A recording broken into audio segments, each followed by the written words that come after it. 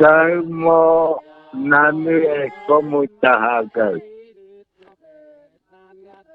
No mukati inyete. No na pore hetaite. Mo mati ana hetaite.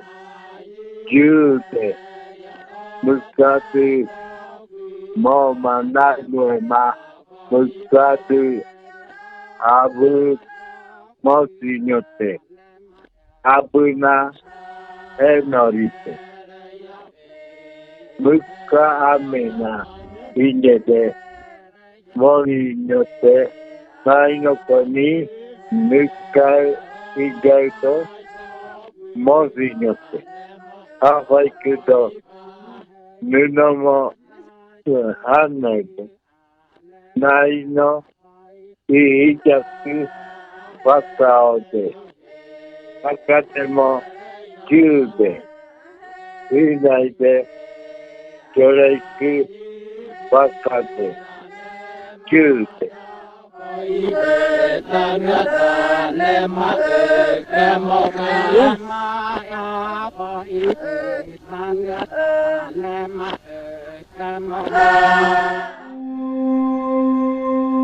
La UNESCO en 1995 declaró los monumentos arqueológicos de San Agustín como Patrimonio Histórico Mundial, por considerarlos un bien imprescindible de la humanidad. Declaratoria sustentada con las investigaciones arqueológicas llevadas a cabo a lo largo del siglo XX por parte de científicos como Conrad Preuss, Gregorio Hernández de Alba, José Pérez de Barradas, Luis Duque Gómez,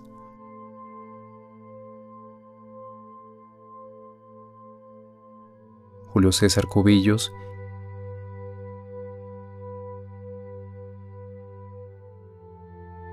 y Robert Drennan.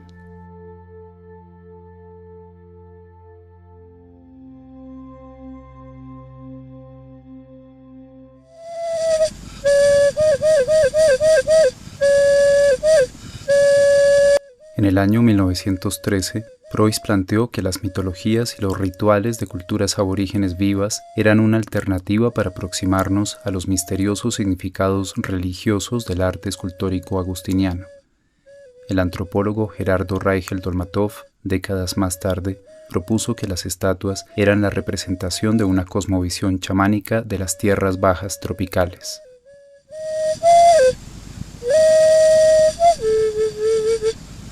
En el programa de investigaciones arqueológicas del Alto Magdalena, dirigido por Héctor Llanos, se ha elaborado una interpretación simbólica del territorio y los centros funerarios, con su arquitectura y esculturas megalíticas, a partir de analogías sistemáticas establecidas con los pensamientos y rituales de pueblos indígenas amazónicos.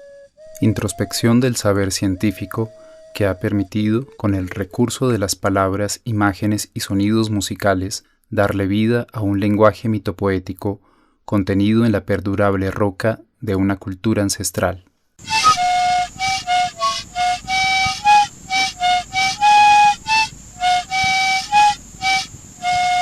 Para lograrlo han sido fundamentales los trabajos de especialistas como Fernando Urbina,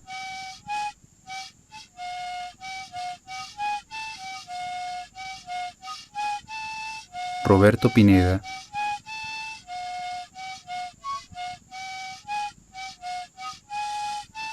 y Eudosio Becerra, quienes durante sus vidas profesionales se han dedicado a conocer y valorar las cosmovisiones del Caquetá que han permanecido hasta tiempos modernos.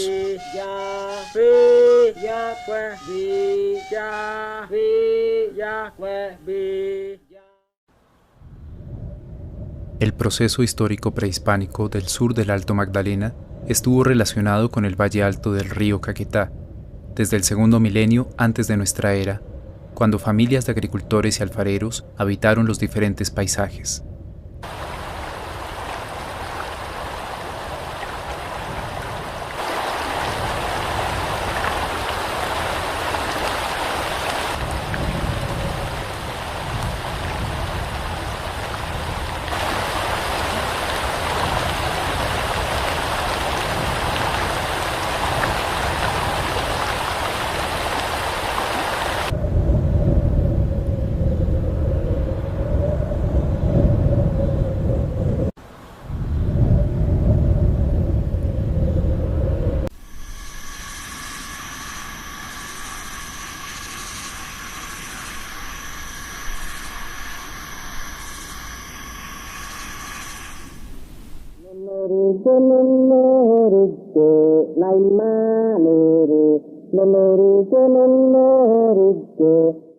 En el Alto Magdalena, hacia los comienzos de la era actual, se produjo un esplendor social y cultural que significó la construcción de montículos, templetes, tumbas y estatuas monumentales, donde se enterraron autoridades con poderes chamánicos.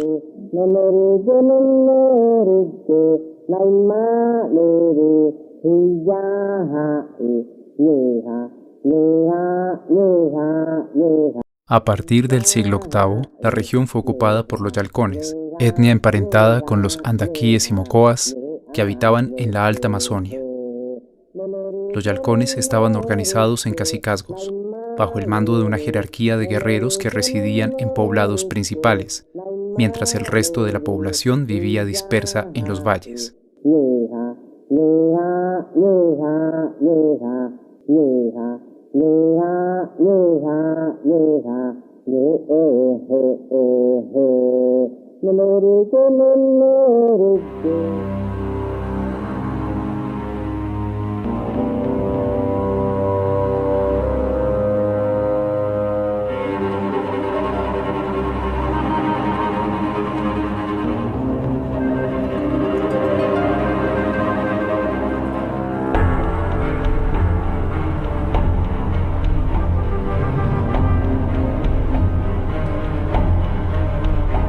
A partir del año 1537, ofrecieron fuerte resistencia a los conquistadores españoles que invadieron sus tierras.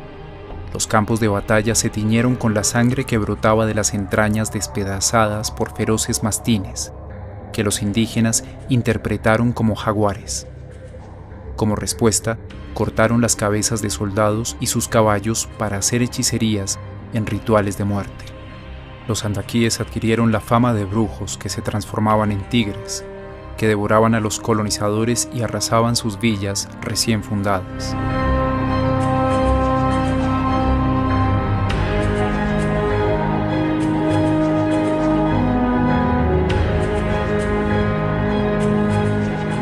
En diversos espacios del Alto Magdalena y el río Caquetá se encuentran rocas con petroglifos, que son las huellas del sol que endureció el barro, como presencia de los seres originarios. Son el poder de la palabra, de los relatos míticos o saberes mágicos.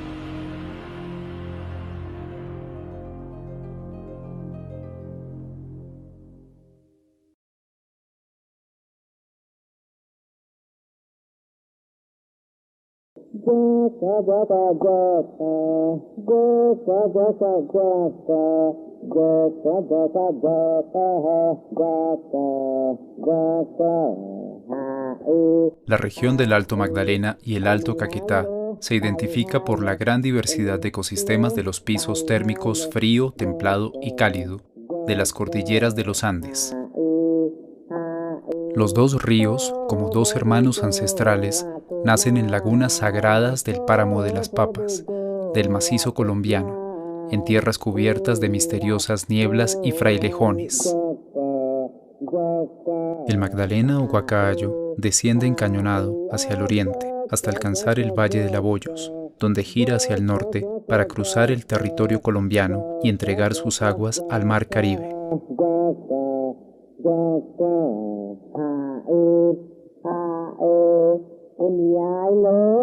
El Caquetá o Yapurá corre hacia el sur, en medio de altas sierras, hasta el piedemonte de la cordillera oriental, en donde se introduce en la inmensidad de las llanuras cubiertas de selvas, hasta su desembocadura en el río Amazonas.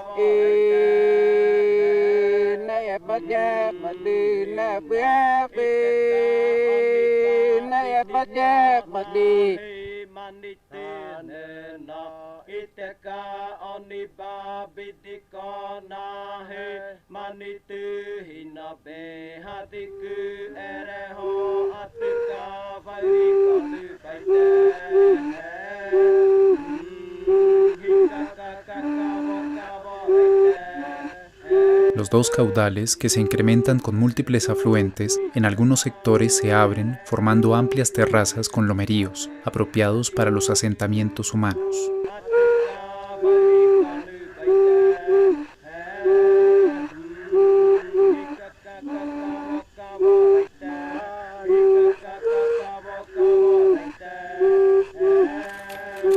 paisajes tienen suelos propicios para la agricultura, al ser derivados de antiguas erupciones volcánicas que cubrieron la inmensa zona andina con capas de cenizas, tobas y derrames andesíticos, además de los aluviones depositados por quebradas y ríos.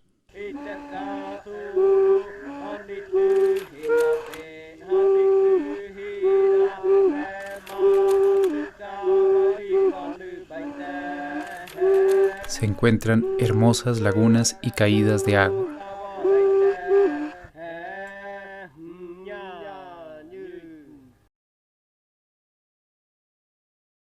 La Amazonia se distingue por ser una de las regiones más húmedas y por tener una flora con la mayor biodiversidad de la Tierra. En los bosques y ríos tropicales habitan múltiples especies de mamíferos, reptiles, aves, anfibios, peces e insectos.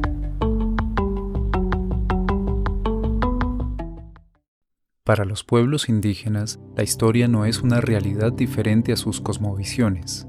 La historia empieza con los mitos de creación del universo, la naturaleza y los humanos por parte de unos padres primigenios.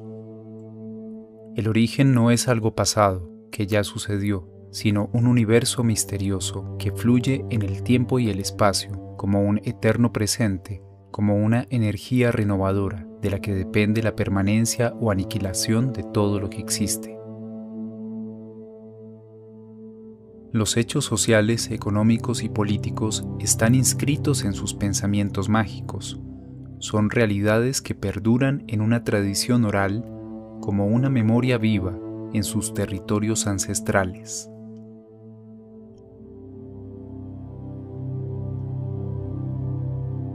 Los espacios geográficos existen en una dimensión cósmica, junto a las especies y fenómenos naturales que interactúan con los seres humanos. La supervivencia de la gente depende de las fuerzas de la naturaleza, de los cambios climáticos, de los comportamientos de los animales y vegetales que habitan en las llanuras, bosques, ríos, lagunas, cuevas y montañas. Interacciones que cambian de manera continua desde su origen mítico.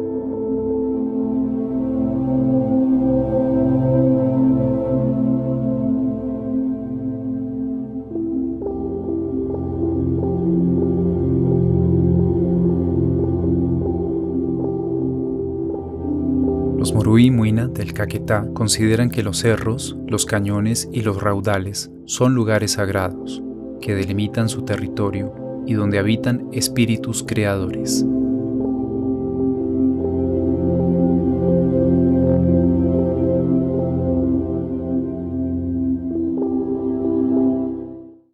El hábitat de la cultura de San Agustín se encuentra atravesado por el río Magdalena, que nace en el occidente y corre hacia el oriente como un eje mítico.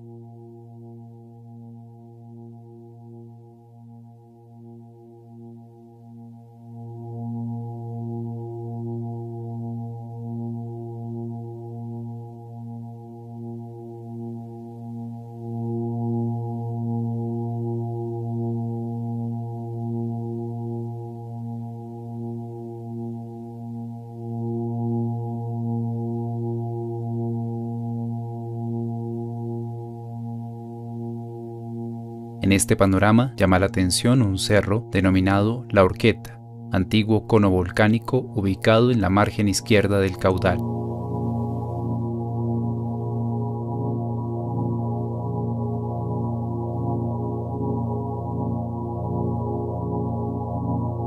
Es un axis mundi, o centro de una rueda del tiempo sideral, que orienta de manera radial las montañas en cuya cima se localizan los centros funerarios megalíticos.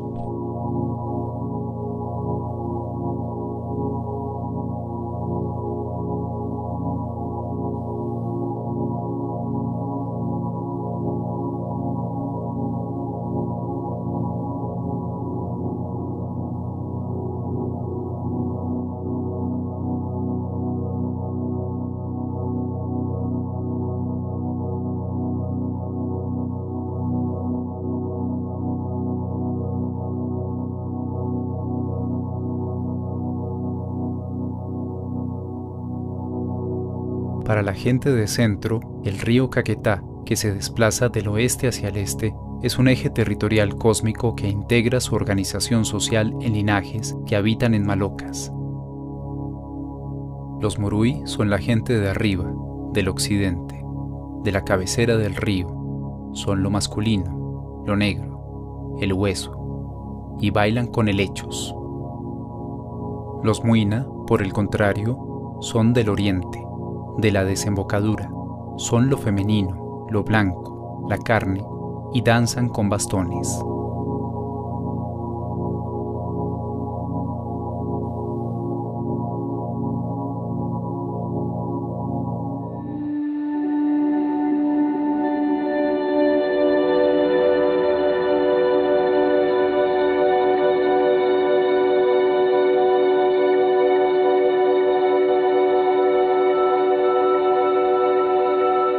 La Chaquira es un imponente afloramiento de rocas localizado en la orilla occidental del profundo cañón del Magdalena. Sobre ellas, los aborígenes tallaron relieves de figuras humanas y animales.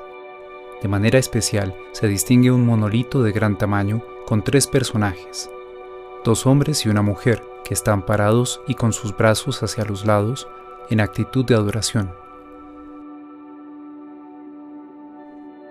Cada uno dirige su mirada hacia el oriente, hacia los respectivos puntos por donde emerge el sol, en su aparente desplazamiento anual, indicando los días de solsticio y equinoccio, que delimitan los periodos de invierno, cuando se incrementan las lluvias, y de verano, cuando se disminuyen. La medida del tiempo también se aprecia en una escultura de gran altura, localizada en la mitad de la rampa central del Alto de los Ídolos, que une las 2 mesetas donde fueron enterrados jefes principales. Es una figura humana, con boca feroz y de pie, que recibe los rayos solares durante todo el año. Es un gnomon o reloj solar que permite identificar los ciclos estacionales con las sombras que proyecta sobre el suelo.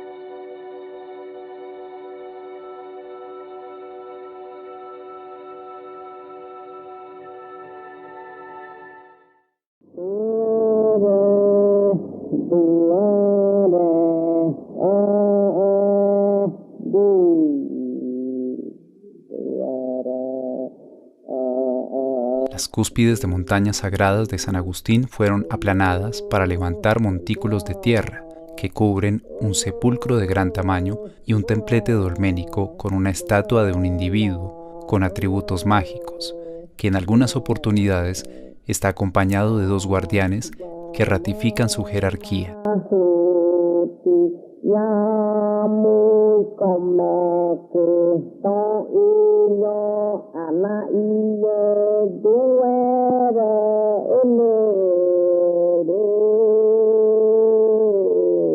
Los seres de piedra están localizados de acuerdo con una ubicación astronómica. Todos miran hacia el oriente, hacia uno de los sitios por donde sale el sol.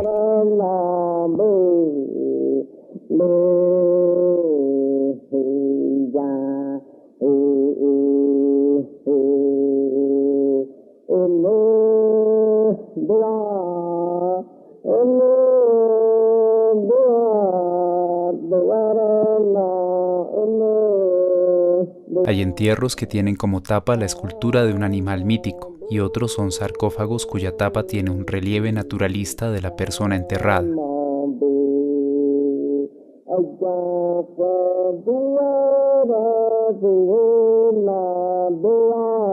A un lado de los túmulos se localizan las tumbas de sus familiares. Un montículo de la mesita B del parque arqueológico se encuentra rodeado de columnas esculpidas como figuras humanas, con cuerpos rígidos y ojos cerrados.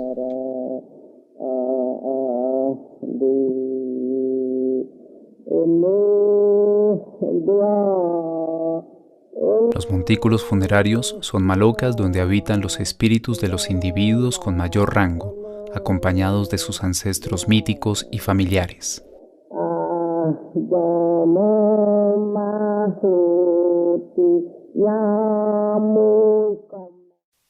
La estatuaria de San Agustín sobresale por su diversidad formal y complejidad de sentidos de realidad.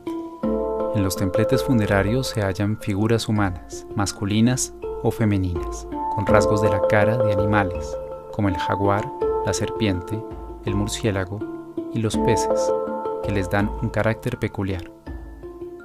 Llevan elementos de jerarquía, como coronas de plumas, cintas bordeando la cabeza y anudadas en la parte posterior, gorros, peinados, orejeras, brazaletes y collares.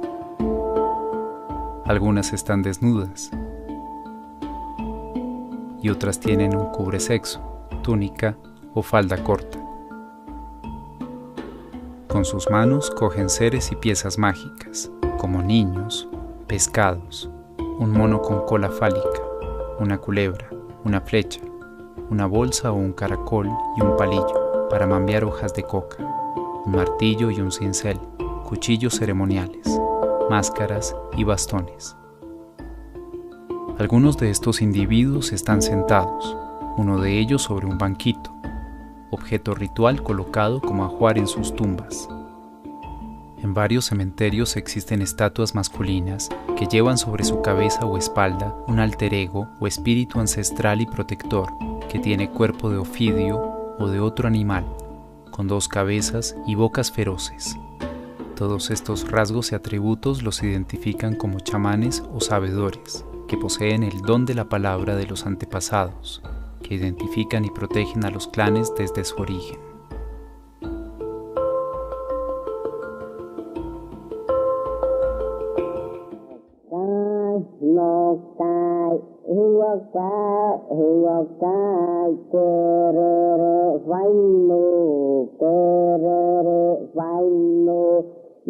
La presencia de animales con formas naturalistas es poco frecuente. Su existencia está vinculada o incorporada en los chamanes de piedra. Así como las plantas, en los pensamientos aborígenes, los animales son concebidos como la gente, como seres inteligentes que interactúan con los grupos humanos, con quienes comparten los medios ambientes naturales. Son fuerzas espirituales que habitan en la tierra, los bosques, el agua y el aire. Con frecuencia viven en malocas y sus territorios tienen dueños que los protegen y a quienes hay que hacerles ofrendas y pedirles permiso cuando se ingresa para cazarlos como alimento. Algunos chamanes de San Agustín cogen pescados y tienen ojos de estos seres, que de acuerdo con los relatos Huitoto, viven en la profundidad de lagos y ríos, donde tienen malocas. Al ingresar a estas casas ceremoniales, se quitan sus disfraces y se convierten en gente. Luego, cuando salen, vuelven a colocarse sus disfraces de peces. Los hombres de conocimiento, en los espacios del tiempo de los rituales, se comunican con los animales o se transforman en ellos para obtener beneficios y resolver problemas. El jaguar es un ser primordial que está presente como un poder expresado en su boca con colmillos y en sus garras. Es un ser solar del que depende la vida al mismo tiempo que puede matar. En San Agustín es un personaje principal. Varios chamanes tienen sus atributos y someten o controlan a otros seres ancestrales. Hay una escultura de Uyumbe en la que un felino copula con una mujer, acto que se relaciona con el conjunto de la parada, donde también agarra con sus manos un niño de manera amenazante. En la mesita B del parque arqueológico hay un monolito con dos figuras opuestas y unidas por la cintura. La superior tiene boca bestial y sostiene un niño por los pies, que nace de la figura inferior que estaba bajo tierra. Las dos estatuas pintadas del montículo funerario del Purutal corresponden a personajes que sujetan infantes como un poder vital, a manera de ofrenda o en actitud de sacrificio. Otros sabedores tienen facciones de murciélago, ser de la oscuridad de la noche y las cavernas, que atemoriza. Se puede relacionar con los cráneos que exhiben en collares y con la sierpe que es engullida o vomitada. En tiempos antiguos, algunos clanes de la gente del hacha practicaban un ritual vinculado a la guerra causada por disputas territoriales o brujería. El prisionero se sacrificaba y se consumía entre los hombres adultos y algunas mujeres ancianas, quienes luego vomitaban lo consumido. El cráneo de la víctima se exhibía sobre un palo al frente de la maloca como un símbolo de poder. En los relatos Murui, el vampiro es un ser de la muerte, la destrucción y el canibalismo. Es un devorador de gente que tiene calaveras en su casa. Su aspecto es terrible, tiene grandes colmillos y es el señor de los vientos helados que ataca de noche. Joseñamui es un guerrero caníbal que habita en el mundo de arriba. Es el chamán jaguar que cocina y devora personas que no cumplen con las normas sociales principales. Exhibe sus cráneos alrededor de su maloca. En el Alto Magdalena, los sabedores de piedra y sus tumbas monumentales se encuentran pintados con 4 colores: rojo, amarillo, blanco y negro. Son cromatismos opuestos que identifican sus territorios y los seres míticos. En las losas de los sepulcros son figuraciones geométricas mágicas que emergen en estados de alucinación y que perduran como presencia espiritual del chamán allí enterrado. La organización social de San Agustín estuvo constituida por unidades claniles con antepasados míticos y bajo la dirección de un chamán, del que dependía el manejo o control de las fuerzas naturales que permitían la permanencia de su grupo familiar. En varias regiones hubo linajes que fueron enterrados en una cima, como se observa en la serie de montículos de las mesitas del Parque Arqueológico y el Alto de los Ídolos. El cargo pudo ser heredado de padres a hijos o nietos. No todos los chamanes tuvieron la misma importancia. Algunos pudieron desarrollar una mayor eficacia y por lo tanto adquirir un prestigio o rango sobresaliente, como se constata en la magnitud de su construcción funeraria. Alrededor de estos cerros sagrados se localizaban las viviendas y las huertas de las familias que estaban bajo la dirección de las respectivas autoridades.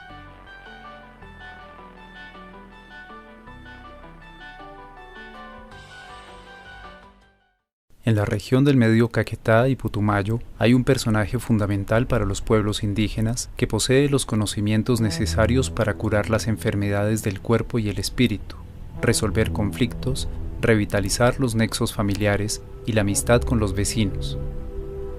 Entre los Murui, Rafuema es el dueño de las palabras. Es el gran sabedor que se reúne durante la noche a contar historias de los orígenes, sentado en su banquito en el espacio ceremonial de la maloca y acompañado de aprendices que reciben sus enseñanzas.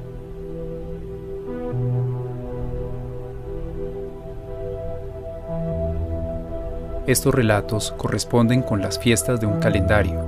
Son rituales que celebran acontecimientos especiales o estacionales durante varios días y noches. Se inician con la construcción e inauguración de una casa ceremonial, en la que los postes de su estructura y las paredes y techo de hojas de palma tienen contenidos simbólicos.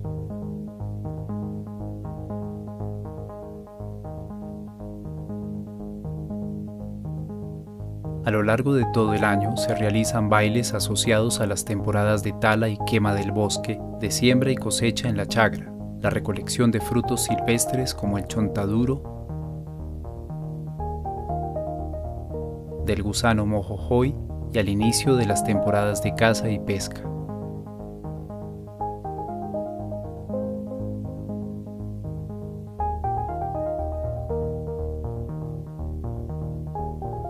Cada danza tiene un significado propio. Es una carrera ceremonial que dirige un sabedor, dueño del ritual, mientras miembros de la comunidad se encargan de preparar los alimentos, el casabe y la caguana, de yuca, el chontaduro y el ají, el achote y la jagua para pintar sus caras y cuerpos, el ambil de tabaco, las hojas de coca y yarumo para mambear y otras plantas que ayudan a modificar la conciencia. Para los hombres de conocimiento, el consumo de plantas sagradas es el fundamento de sus cosmovisiones. La coca es el complemento del tabaco, es la lengua que fluye al hablar, es la palabra, el hilo de los tejidos de los canastos que contienen el saber. El consumo de ambil modifica la conciencia y el yagé, el bejuco del alma, le permite al chamán viajar a la profundidad de su mente para establecer contacto con los espíritus primigenios o transformarse en un jaguar, águila o anaconda para adquirir sus poderosas energías de depredadores. La superación de los obstáculos y peligros que se presentan en este viaje depende de la experiencia y saberes acumulados en los rituales. Los sabedores, con sus trajes ceremoniales, esperan a los invitados en su maloca.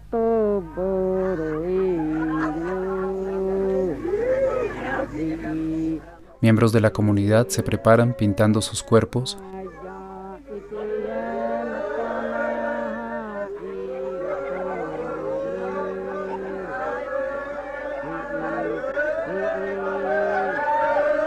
y colocándose coronas de plumas y trajes de fibras vegetales.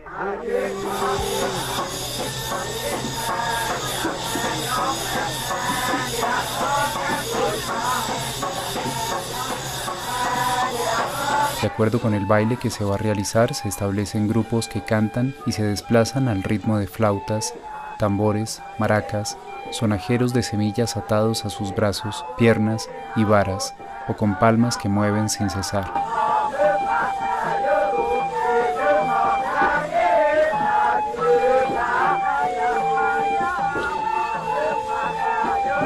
En las danzas, aunque lo fundamental es la palabra para establecer contacto con el ser vegetal o animal que se invoca, los participantes llevan coronas de plumas y collares con dientes de animales, que otorgan su poder al que los usa, después de pedirle permiso a los seres originales.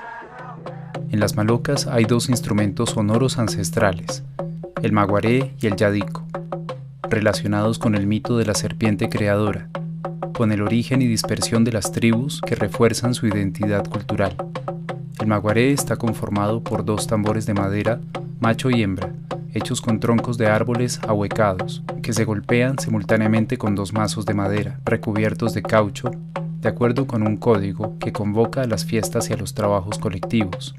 El yadico o boa, llamado palo multiplicador, es un árbol o tronco muy largo que produce resonancias en el suelo, como consecuencia de las vibraciones producidas por los rítmicos golpes de los pies de los danzantes.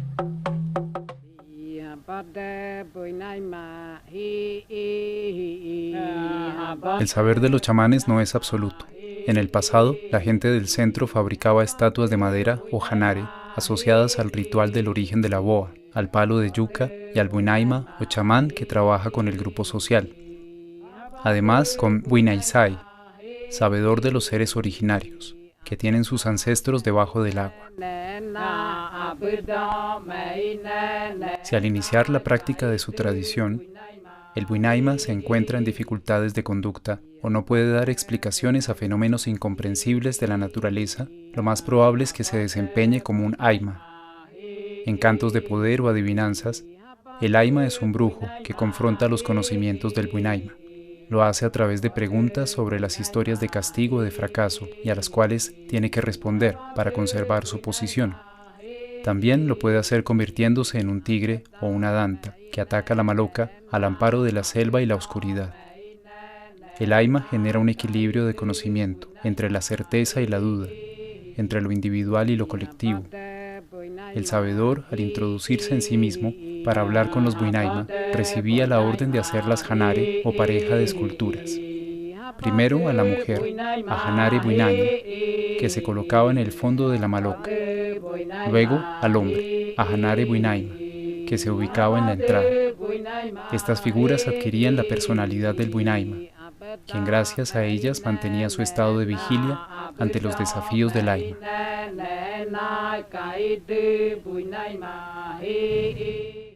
Cuando un chamán muere, su espíritu permanece, afectando a las comunidades.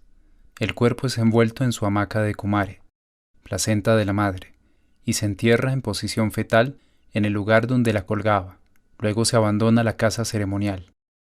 Es inhumado con sus objetos personales para evitar que hagan daño. En las paredes de su cámara sepulcral se hacen imágenes de los tejidos de palma que cubren las paredes de la maloca. Son símbolos que identifican los distintos grupos de descendencia. Su espíritu puede perdurar en un jaguar, como depredador solitario que puede causar calamidades.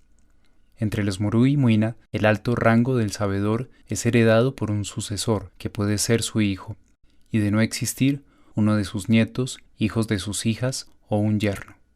En casos especiales, al no estar capacitados estos parientes para asumir el cargo, el abuelo prepara a su esposa, quien se encargará de transmitir los conocimientos adquiridos a uno de los nietos, para que pueda continuar con la carrera ceremonial y mantener la tradición ancestral.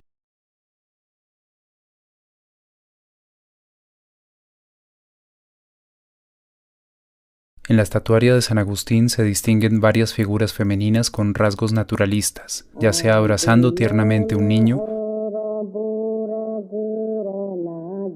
tocando una flauta,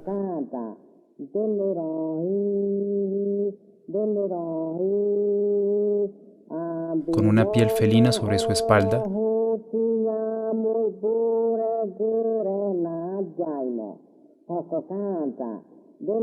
o con un recipiente para ofrendas.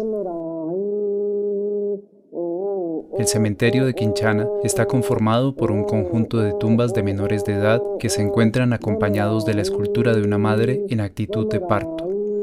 En el Alto de las Piedras existen 2 túmulos con tumbas megalíticas, pertenecientes a 2 mujeres importantes, con sus respectivas tallas de piedra. Una de ellas se encuentra en estado de embarazo. Los cerros y las cavernas son espacios sagrados del inicio de los tiempos. Entre los Muruy, el mito del hueco del origen o útero de la madre primordial es una cueva donde se encontraban encerrados todos los seres sin diferenciarse los animales de los humanos. Todos tenían cola y algunos querían salir. Un día, el Padre Creador permitió que lo hicieran, uno por uno, mientras la avispa carnicera les quitaba el rabo. Los que se quedaron adentro son los monos. Los que lograron abandonarla son la gente que se limpió el barro en la laguna del origen, en donde cortaron sus cordones umbilicales que arrojaron al agua, transformándose en un ser alargado y liso o anaconda ancestral. Las personas, al sentirse incompletas, regresaron para recuperar sus cordones, pero no pudieron hacerlo, porque dicho ser no se podía agarrar. El Padre intervino y permitió que un gavilán con sus garras sacara del agua la anaconda de los nombres y la arrojara entre las personas, quienes la trozaron adquiriendo una identidad, que son las tribus que se dispersaron y poblaron el territorio. En San Agustín, en la compleja mesita B del Parque Arqueológico y en el Cerro de la Pelota, hay 2 estatuas de un ave rapaz que somete una serpiente con su pico y garras. En los pensamientos de la gente de centro, la espiral significa la creación. El cosmos se desenvuelve a partir de un punto, como una espiral, como el caracol y la serpiente. La madre creadora es el agua y el fundamento de los sabedores.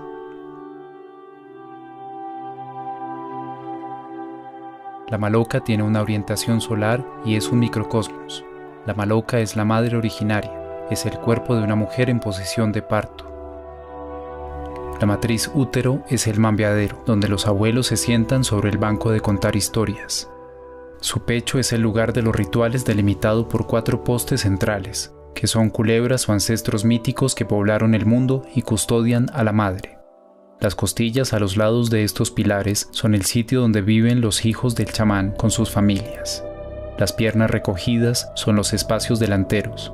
En el lado izquierdo está el fogón de leña para tostar las hojas de coca, el pilón y demás elementos para mambear. La cabeza corresponde al sitio donde duerme el sabedor.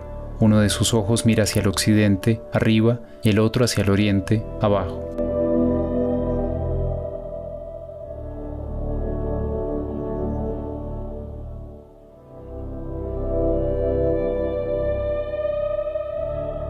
En San Agustín, el agua es un elemento generador de vida asociado a la anaconda originaria o boa madre. En un sendero que permite llegar a la fuente de lavapatas, hay una rana esculpida en una roca que mira hacia ella y anuncia las lluvias. En la superficie de la fuente se tallaron 3 piletas y un conjunto de canales irregulares y sinuosos que las comunican.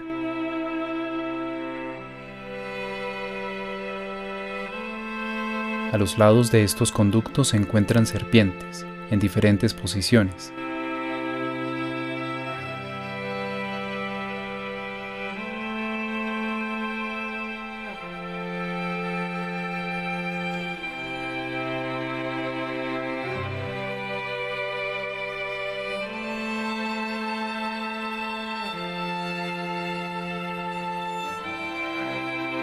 En una de las piletas hay un cuerpo sin cabeza que reposa sus pies sobre uno de sus lados.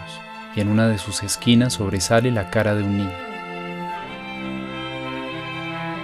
En la pileta más elaborada, sobre la pared principal y las dos laterales, 3 anacondas descienden hasta el piso, donde apoyan su cabeza y un par de brazos. El cuerpo de la central es doble y antes de integrarse en uno solo, crea un espacio donde aparece un rostro con rasgos humanos. En su muro principal está una mujer, de pie, con una corona de plumas y con los brazos abiertos. Se encuentra acompañada de un mono sentado y de perfil que exhibe su cola prensil.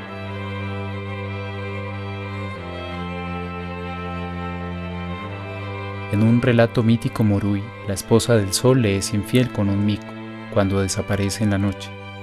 El mono termina devorando. Peñas Negras, a orillas del río Caquetá, es una dimensión sacra, con escrituras hechas por los antiguos. Es un conjunto de canales artificiales que integran el agua de pocetas naturales asociadas a petroglifos. Este lugar recuerda la fuente de lavapatas como espacios relacionados con los seres primordiales del agua que fluye en los ríos, raudales y quebradas.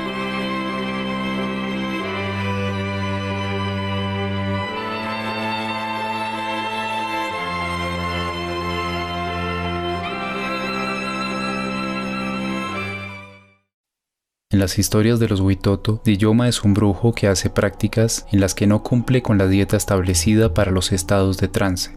Por eso, después de consumir el bejuco de la anaconda, en su frente aparecen trazos de serpiente que cuando se baña en el río dan origen a una pequeña culebra que llama la atención de sus 2 hijas, que después de muchas dificultades logran atraparla y colocarla en un lago con la ayuda de su padre. Las 2 jóvenes la alimentan con almidón de yuca hasta transformarse en una gran boa, en un depredador que termina devorando a la más bella. De esta manera, Diyoma, el hombre serpiente, se traga a su propia hija. Como venganza, este brujo se deja engullir por este animal monstruoso que se desplaza por todos los ríos. Su intención es matarlo para salir de su vientre. Luego el cuerpo de la anaconda es segmentado por la gente y de los pedazos surgen los nombres de los pueblos amazónicos y el tambor sagrado, el maguaré, que convoca al baile de integración en el que todo vuelve al origen. Diyoma también desea volar como el águila. Para lograrlo hace un acuerdo con la paloma y con el recurso de un atuendo de plumas se convierte en un gavilán comedor de gente que alimenta a su cría con carne humana. Las comunidades lo atrapan y logran cortarle una garra, además de coger prisionero a su polluelo, que aislado termina transformándose en almidón de yuca, como el que tenía la boa en su vientre. Finalmente, con un conjuro, el águila se vuelve mansa y empieza a alimentarse de animales de monte, aunque ante el temor de que pueda seguir haciendo daños deciden matarla. Diyoma es la personificación del otro yo que subyace en la mente de un hechicero, como historias de castigo. Al mismo tiempo, de su cuerpo sacrificado, nacen instrumentos musicales y coronas de plumas, energías de los danzantes del ritual del origen de la humanidad, del yadico o palo serpiente que hace retumbar a la madre tierra. Entre las esculturas de San Agustín se identifica la presencia de un doble yo relacionado con relatos míticos de la culebra y el águila.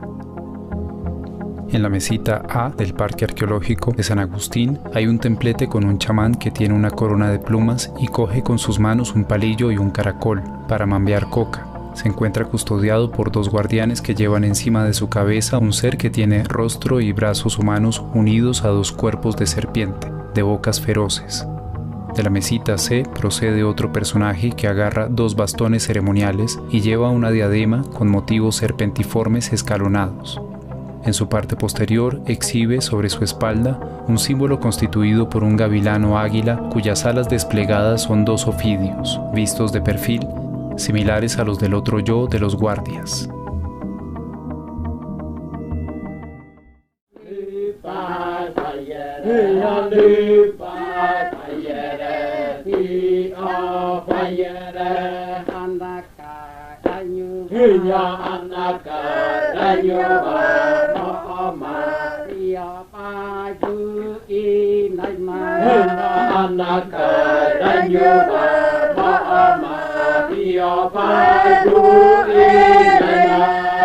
Amen.